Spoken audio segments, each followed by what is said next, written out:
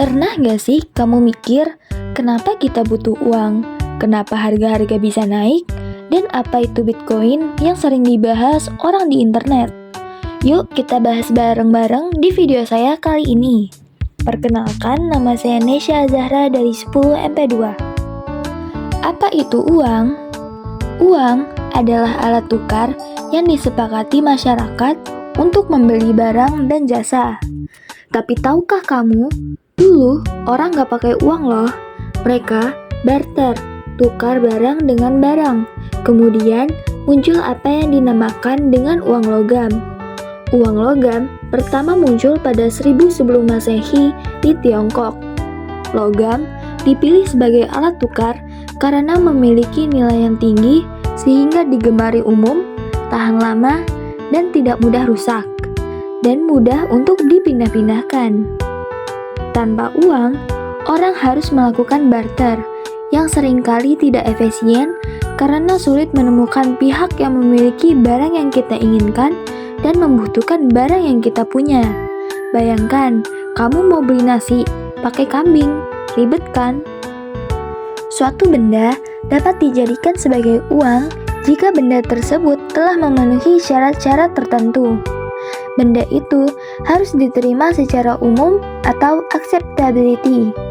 Agar dapat diakui sebagai alat tukar umum, suatu benda harus memiliki nilai tinggi atau setidaknya dijamin keberadaannya oleh pemerintah yang berkuasa. Sekarang, uang hadir dalam bentuk koin, kertas, bahkan digital.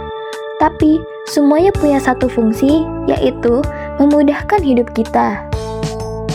Krisis ekonomi terjadi saat sistem keuangan sebuah negara terguncang, seperti inflasi. Inflasi diartikan sebagai meningkatnya harga-harga secara umum dan terus-menerus. Kenaikan harga dari satu atau dua barang saja tidak dapat disebut inflasi. Contohnya, tahun 98, Indonesia pernah mengalami krisis moneter. Harga-harga naik, uang jadi nggak bernilai. Banyak orang kehilangan pekerjaan. Krisis bisa disebabkan banyak hal, utang negara, konflik politik, atau pandemi. Yang jelas, dampaknya terasa oleh semua lapisan masyarakat. Scarcity atau kelangkaan. Dalam ekonomi, ada satu masalah utama, scarcity atau kelangkaan. Artinya, sumber daya itu terbatas, sedangkan kebutuhan manusia tak terbatas. Contohnya, kelangkaan bahan bakar minyak dapat menyebabkan harga transportasi dan barang konsumsi naik karena biaya produksi dan distribusi meningkat. Inilah sebabnya kita harus belajar membuat pilihan terbaik dengan sumber daya yang terbatas. Bank. Lalu, apa peran bank dalam kehidupan kita? Bank itu bukan cuma tempat nabung, tapi juga tempat kita bisa pinjam uang, menyimpan harta, dan melakukan transaksi. Bank juga memiliki peran besar dalam mengatur peredaran uang. Mereka diawasi oleh bank sentral seperti Bank Indonesia. Perbankan cadangan fraksional adalah sistem perbankan di seluruh negara di seluruh dunia, di mana bank yang menerima simpanan dari masyarakat hanya menyimpan sebagian dari kewajiban simpanan mereka dalam bentuk aset likuid seperti cadangan. Biasanya meminjamkan sisanya kepada pinjam. Di satu sisi, sistem ini memungkinkan bank untuk meminjamkan lebih banyak, mendorong pertumbuhan ekonomi melalui penciptaan kredit dan investasi. Di sisi lain, sistem ini juga meningkatkan risiko penarikan dana secara besar-besaran atau bank run dan krisis keuangan, serta dapat memicu inflasi jika tidak dikelola dengan baik. Bitcoin.